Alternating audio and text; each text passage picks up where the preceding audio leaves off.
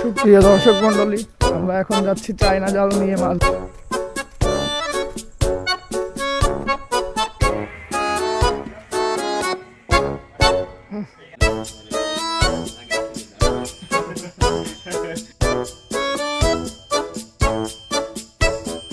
Hello guys, welcome to একা পথে, welcome to another daily blog.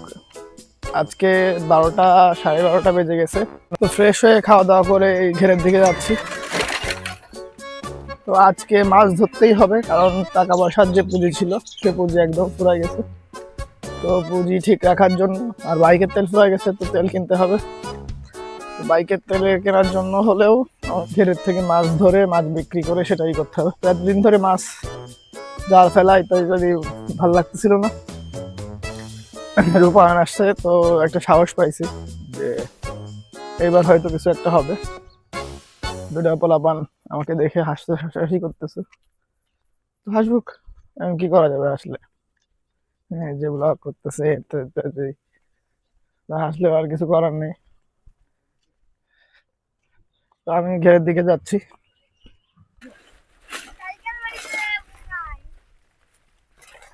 এ তোরা কনে গেলি?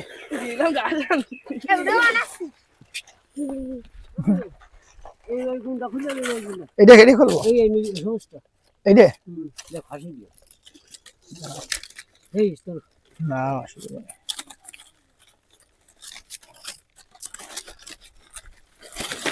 তোর আগে ওই দর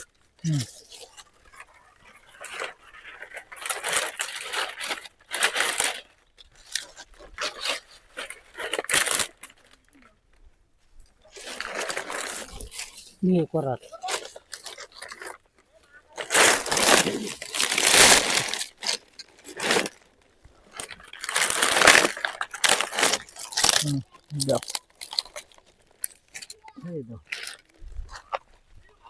মারামারি দিতে যাচ্ছিস কেন?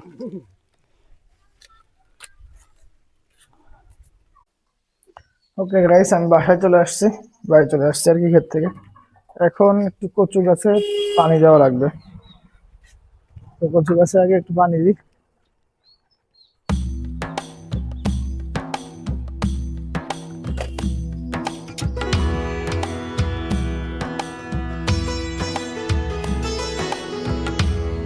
কই আমাদের দোকান বন্ধ।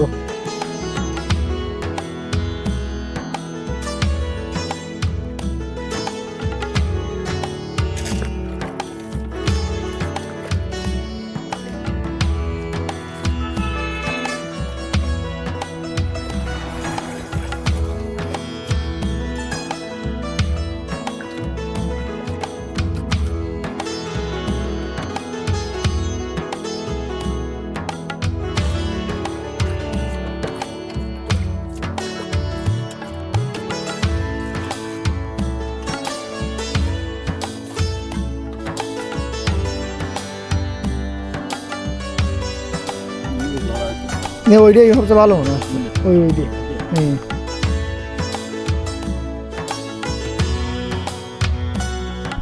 সুপ্রিয় দর্শক মন্ডলী, আমরা এখন যাচ্ছি চায়না জাল নিয়ে মাছ ধরতে।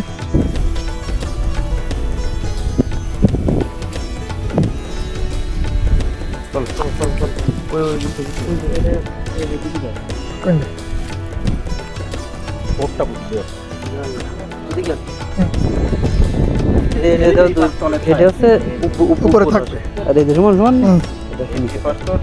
এইভাবে থাকবে। আচ্ছা আচ্ছা, যেভাবে বাজে দিলে তাই তো, আর সমস্যা নেই, তাহলে আমরা বাজে নিলাম। ঠিক আছে, এটা কি সোজাসুজি পারতে হবে না গোল এরা গুঁড়ো একটু?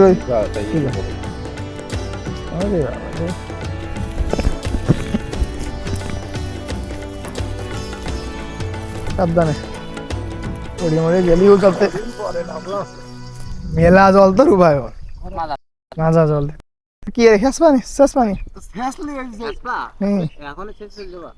এখন তো শেষবো না, এই যে কয়েকদিন পরে শেষবো, 5-7 দিনের মধ্যে। আমি দেখেছিলাম শেষ পানি কি আমি জয়া শুভ চুড়ো কটা যদি ভালো থাকতো না, ঘুমের চুড়ো মাছ ধরছি। পাঁচটা হাইস নেন দাঁড়া। তো মেলা বাড়ি এখানে তো মেলা ইয়ে গেছে পেড়ে এই জায়গায় ক্যানাল ছিল।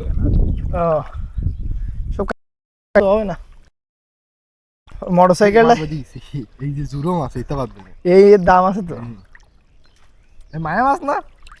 ওগুলো চান্দা সিটি কাটা। চান্দা। দেখ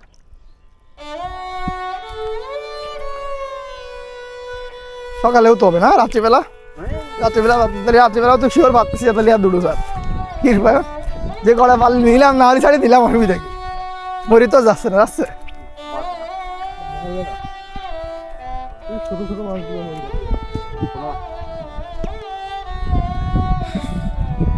তো ভাই লোক মাছ টাছ ধরার জন্য জাল পেতে আসছি।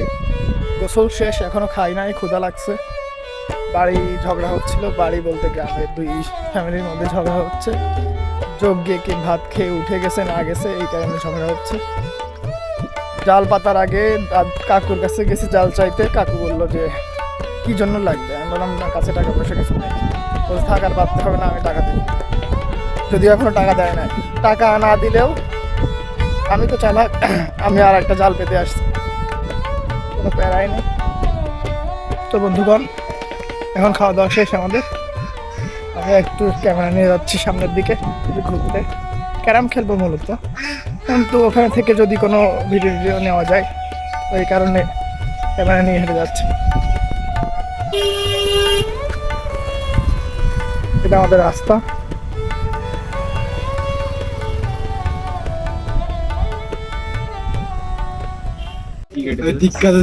ওই গলাম না অসুবিধা হয় না, পালি আসবে না আমার, এবার বুঝতে পারছি। ওই প্রতিবার হাত পালি আর হাত পা হয় না।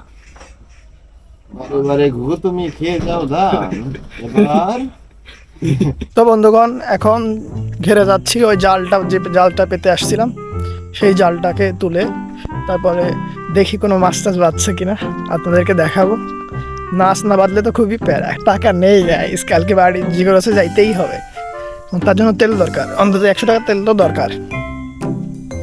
তো হোপ ফর দ্য বেস্ট, আমার জন্য প্রে করো।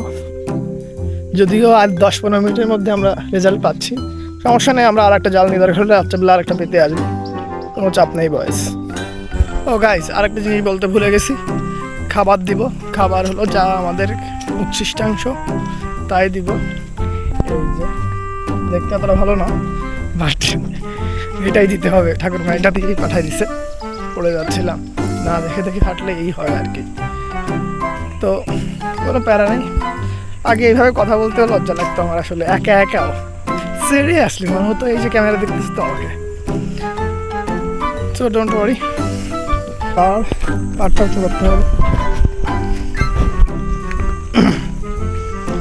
এই যে আমরা প্রায় চলে আসছি জালের জায়গায়, যে কঞ্চি দেওয়া আছে জিনিসটাকে এখানে রাখি। তো ফার্স্ট অফ অল গাইস আমার একটু জামাটা খুলে নিব যাতে বৃষ্টিতে পানি টানি না লাগে। এখন আসলে পানি লাগানো বোকামো। Okay guys, all set, I am ready to go right now. আগে জালটা দেখে আসি, তারপরে খাবার টাবার কিছু কিছু দেওয়া যাচ্ছে কিনা সেটা দেখে যে জলে নামতেছি আমি।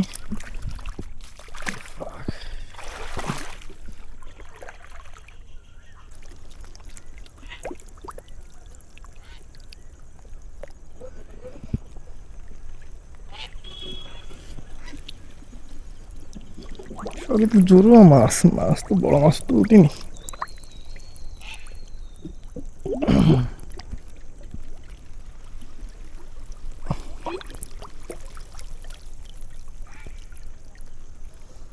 মাছের অবস্থা তো ভালো না, খুবই ব্যাড।